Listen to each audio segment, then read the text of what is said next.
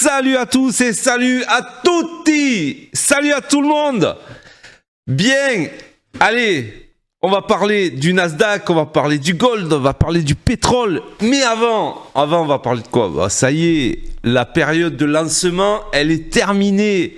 Un lancement, c'est quoi? Ça sert à quoi un lancement? Ouais, je vous vois tous, ouais, c'était mieux avant. Ben oui, forcément, c'est mieux à 90%.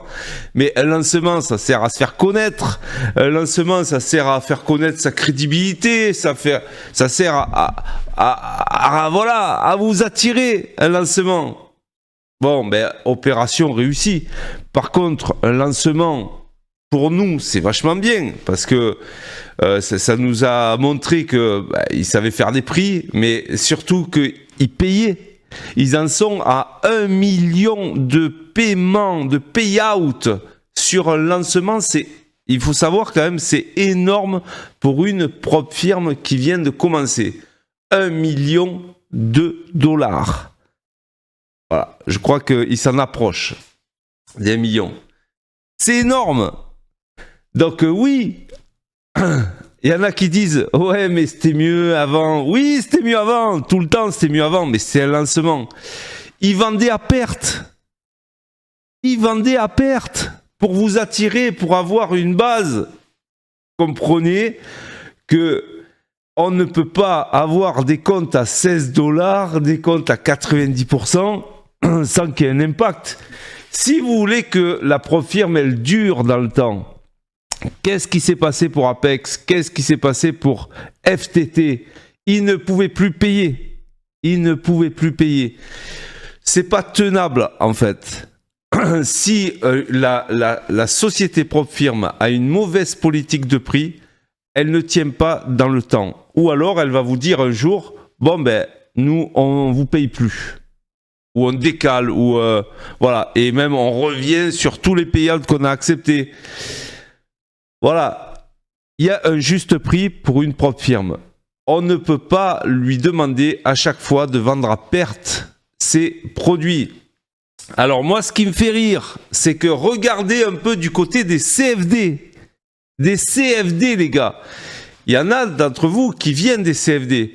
Les évals sont à 300, 500 balles, avec 2 paliers, 2 niveaux, etc., avant d'avoir le compte financé, etc., et vous payez, et ça vous paraît normal qu'une évaluation coûte 500 balles.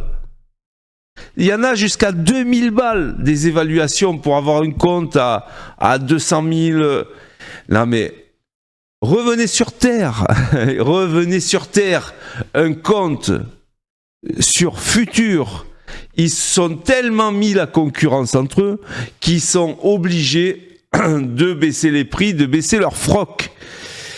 Moi je dis, c'est bien pour le consommateur, c'est bien pour vous, mais attention à pas construire une propre firme qui va pas durer dans le temps. Qui va pas durer dans le temps. Donc, maintenant on est venu sur des prix, des tarifs normaux, on sait que ça paye, on sait qu'ils ont les reins solides, c'est ça qu'il nous faut. Moi, je vais avoir, au bout d'un mois, la semaine prochaine, je vais avoir à peu près 10 000 $ de payout sur le premier mois de Profit Trade. Voilà. Alors, je vois pas en quoi je vais me mettre à râler là-dessus. Mais non, il faut qu'ils pratiquent des prix si on veut que ça dure. Et moi, je veux que ça dure. Alors, pour vous présenter tout ça, si vous allez... Ils ont fait 2 nouveaux... ils ont séparé en 2. Parce que c'était prévu d'avance, bien sûr. Parce que du coup, s'ils tenaient... Ils n'auraient pas tenu comme ça. C'est impossible, impossible. Donc, ils se sont dit, eux, l'avantage qu'ils ont sur Apex et sur FTT... et sur Bullnox, vous voyez par exemple, l'avantage qu'ils ont eux, c'est qu'ils payent dans le threshold. Vous savez maintenant ce que c'est le threshold. Pour avoir 2000 de retrait maintenant sur sur Apex, par exemple, il faut aller à 4200 $. C'est-à-dire, le threshold est à 2006 pour un compte à 50K, et il faut aller à 4200. Voilà. Si vous arrivez à 2600, vous retirez que 500 sur Apex. Sur les comptes éco de ProfitTrade, qu'est-ce qui va se passer sur les comptes Eval? Donc, il y a toujours les comptes éco. Alors, si vous cliquez là-dessus, il y a toujours les comptes pro, c'est-à-dire les comptes end of day en Eval, les comptes trading en Eval et les comptes express en Eval. Il y a 3 comptes Eval. Ok? Si vous prenez ça, le partage ensuite, si vous réussissez l'Eval et que vous allez sur un compte PA, le partage se fait comme ça. C'est-à-dire que dans le threshold, c'est à 50-50 entre vous et la propre firme. 50-50. Donc, si vous retirez 2000, eh ben, il y a 1000 qui vont à la propre firme et 1000 qui vous reviennent. Si vous allez au-delà du threshold, ben, c'est 90-10. Donc, ça ne change rien. Vous voyez? Donc, ça ne change rien. Seulement, vous aurez des prix bien plus intéressants sur l'éco que sur le boost. Vous avez toujours les comptes directs et les mêmes règles s'appliquent si vous achetez des comptes directs en éco. Ok? 50-50 en dessous du threshold et 90-10 au-dessus du threshold. Voilà. Si vous prenez le boost, vous aurez exactement les mêmes conditions que ce qu'on a eu jusqu'à maintenant, seulement les tarifs sont plus chers. Voilà. Et il faut même un prix sur le 100K en ce moment. Alors, si vous voulez les meilleurs tarifs, vous cliquez sur le lien en dessous et vous aurez les tarifs qui sont déjà appliqués sur le coupon. Le coupon, c'est Intrad. Donc, vous avez ici, vous arrivez sur cette page, donc soit éco, et là, vous avez des comptes à 32 $, donc 32 $. Donc, c'est que du trading. Par contre, quand vous prenez un compte éco, c'est que du trading. OK. Après, les comptes pro, c'est du end of day. Et du coup, après, vous avez les directs. Voilà. Vous avez les directs avec... donc, si vous passez par l'Eval... Et non, ça c'est les express, pardon, les express. Je vais m'en sortir. Et puis vous avez les boosts. Et les boosts, vous avez une promo en ce moment sur le boost, sur l'ambition trail à 100 000, c'est-à-dire qu'ils vous ont fait une promo à 68%, je crois, un truc comme ça. C'est 65 $. Et là, vous partagez rien. Et c'est comme maintenant, c'est comme avant, c'est comme le lancement. Et vous avez un prix sur l'Eval qui est tout à fait correct pour ce que vous avez. Pensez que les CFD, eux, ils payent 300, 400, 500. Sur les comptes 100 000, ils payent 600. Que ce qu'on pratique là, comme sur les futurs, c'est vraiment pas normal. Ils vendent à perte.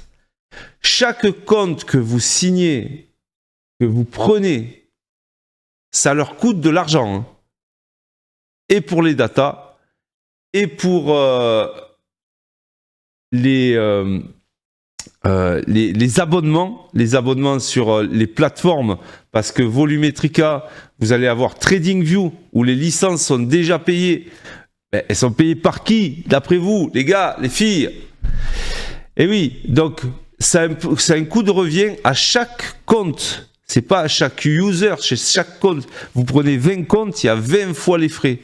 À 16 $, c'est une vente à perte. Donc, moi, je veux pas qu'ils vendent à perte, hein, sinon ça va couler. Et un jour, ils vont nous dire, ben non, on peut plus vous payer. Non, il faut qu'ils gagnent de l'argent. Et il faut que nous, on gagne de l'argent. Si vous n'en gagnez pas, formez-vous pour gagner de l'argent sur les marchés et sur les propres firmes. Mais je vous rappelle qu'une propre firme, ça vous évite de mettre votre propre capital sur les marchés financiers. Voilà, retour à l'origine quand même. À quoi sert une propre firme? Allez, aujourd'hui, cette semaine, mais qu'est-ce qui se passe cette semaine?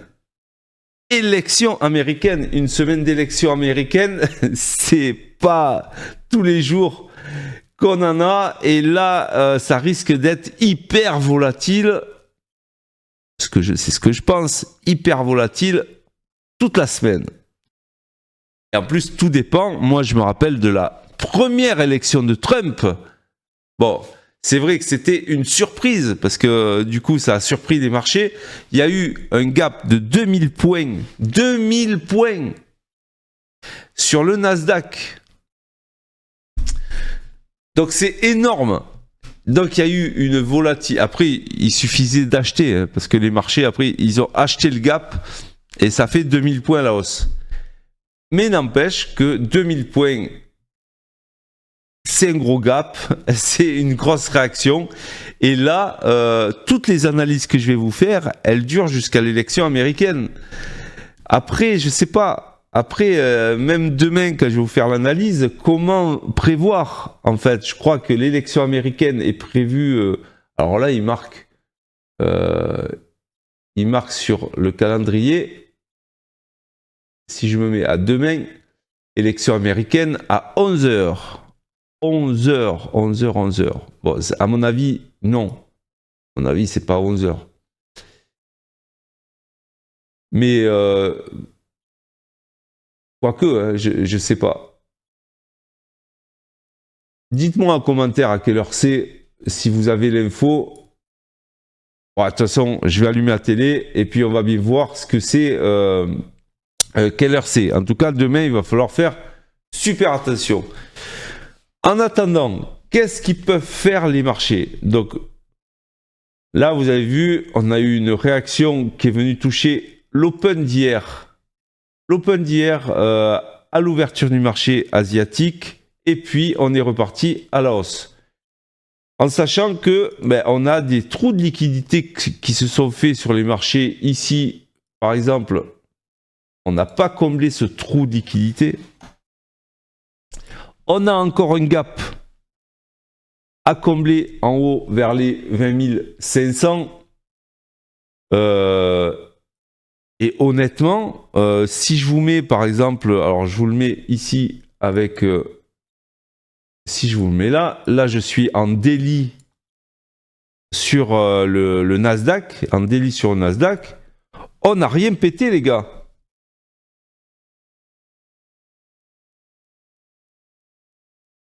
On n'a rien pété. C'est-à-dire que oui, la bougie daily, elle est énorme. Et elle est venue chercher quoi? Elle est venue chercher les 20 000. C'est tout ce qu'elle a fait en fait. Donc en fait, en gros, période de grosse hésitation sur une tendance qui est plutôt haussière. On revient sur les bas. Moi, ça me choque pas en fait. Et qu'on revienne sur les bas... et qu'on fasse un excès, et après qu'on remonte tout en haut, ça me paraîtrait pas illogique, vous voyez. Donc, ce que je vais me dire, moi, c'est quoi? C'est que tant qu'on est au-dessus de l'open daily, et au-dessus des 20 000, je vais tenter l'achat, en fait. Je vais acheter. Là où je vais faire gaffe, c'est, regardez, ici, il y a le gap. Ici, il y a le gap, mais bon, il y a une telle marge de manœuvre pour aller au gap. Moi, ça va, ça me suffit, hein, ce trade. Hein. Donc, pour moi, la priorité, c'est l'achat tant qu'on est au-dessus des 20 000. Si jamais ça leur vient l'idée d'aller titiller les 20 000 et de casser 20 000 cet après-midi, par exemple, à ce moment-là, oui, je vendrai sous les 20 000. Mais pour l'instant, il n'y a pas d'affolement. Hein. pour l'instant, c'est l'achat prioritaire. Alors bien sûr, sur repli, là on a fait une impulsion, ok, on est parti du gap, on a fait une impulsion, mais honnêtement, si ça revient par exemple sur les 20 200, 20 181, vous voyez que là on a déjà fait une bougie très impulsive et qu'on n'est pas loin d'aller sur ce trou de liquidité. Donc bon, voilà, là pour l'instant on est en range, je suis en 30 minutes, on latéralise, il va falloir être patient, à 9 heures, bon je serai avec les coachés et les abonnés, on sera prioritaire à l'achat et on attendra le bon timing pour acheter. Voilà, je pense que c'est plus le bon timing pour acheter là. Ok, allez, on passe sur le pétrole ou le gold, si vous voulez. Le gold, allez. On passe sur le gold parce que je pense que...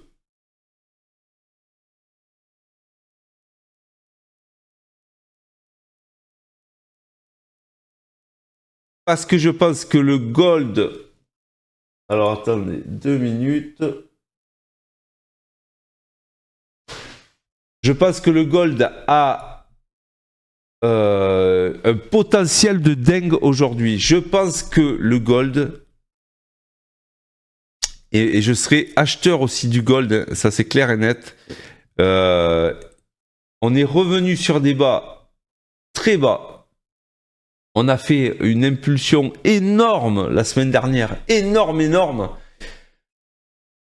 Mais on est venu taper quoi en fait? Rien du tout. On a cassé quoi? Rien du tout. Et puis surtout, ben là, on a fait un retest des bas et là, on repart. Il y a énormément de trous de liquidité à combler et je pense que sur le long terme, c'est pas que je pense, c'est sûr, le long terme, le gold est haussier. Si je vous le mets en délit ici, regardez, finalement, tout est relatif. Hein. On a fait une bougie rouge, oui, mais qui casse pas 3 pattes à un canard.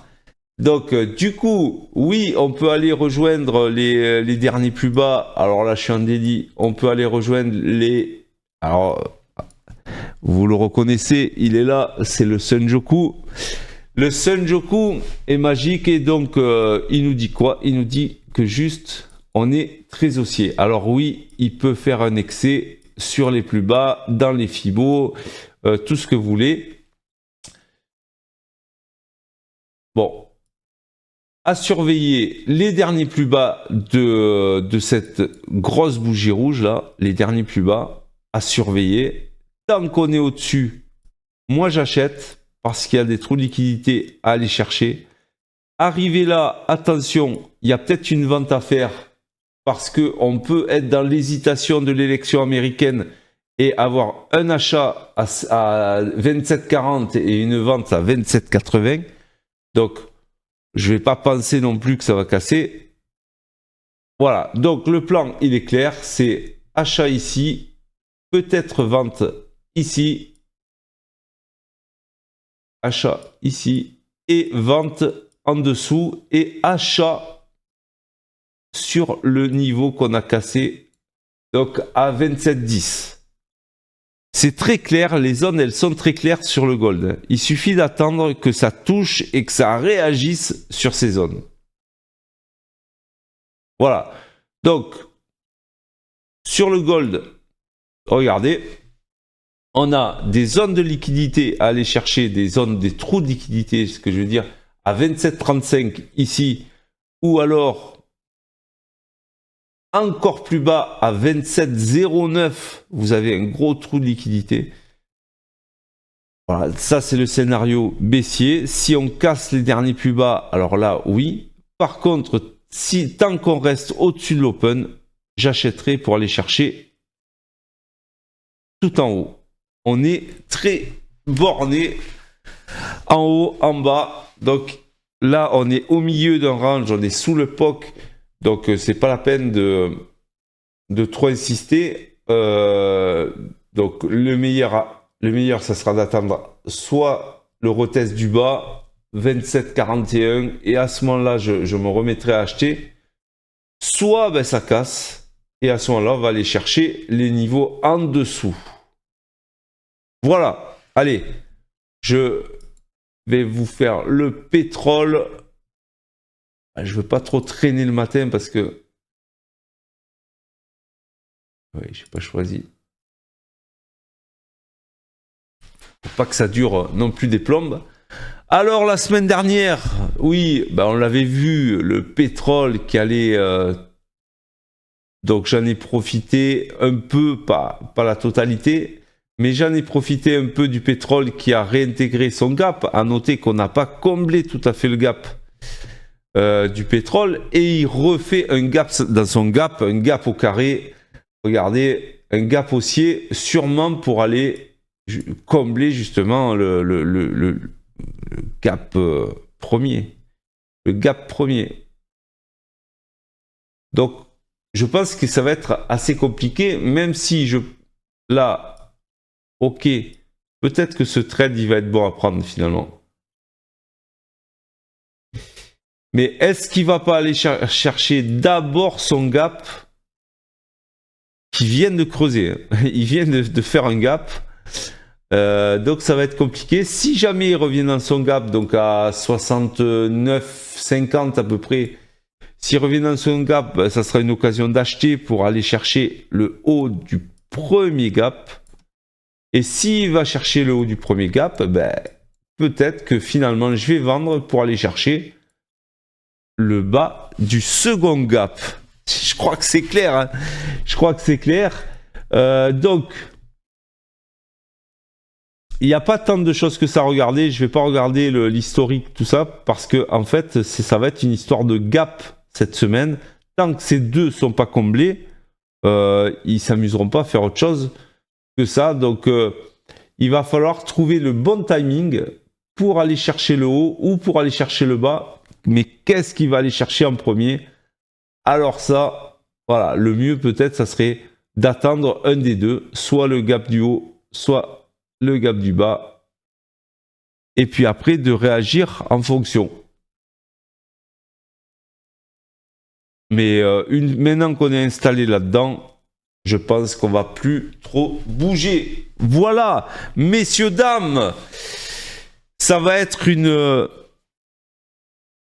semaine folle, faites attention de ne pas laisser des ordres traîner. Si vous êtes en CFD, surtout que si vous faites du long terme, vous savez, du swing, je vois pas à quoi ça sert pour gagner sa vie, mais admettons que vous faites du swing, arrêtez cette semaine.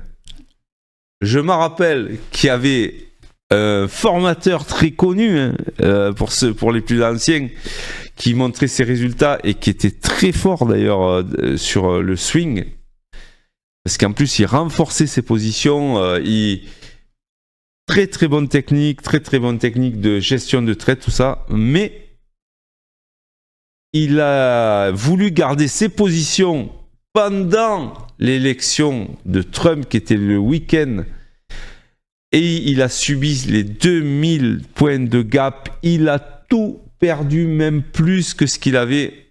C'était la catastrophe. Alors que c'était un bon. Et du coup, il a arrêté. Voilà. Donc, surtout, les élections, ne laissez pas d'ordre en attente. Surtout si vous êtes en réel. Nous, on est sur les propres firmes. Vous voyez, l'intérêt que c'est sur les propres firmes, c'est qu'on risque rien. À part ce qu'on a investi pour avoir le compte. Voilà, allez, j'arrête là et je vous dis à demain matin pour un nouveau Météo Bourse et puis portez-vous bien et surtout mettez des stops. Salut.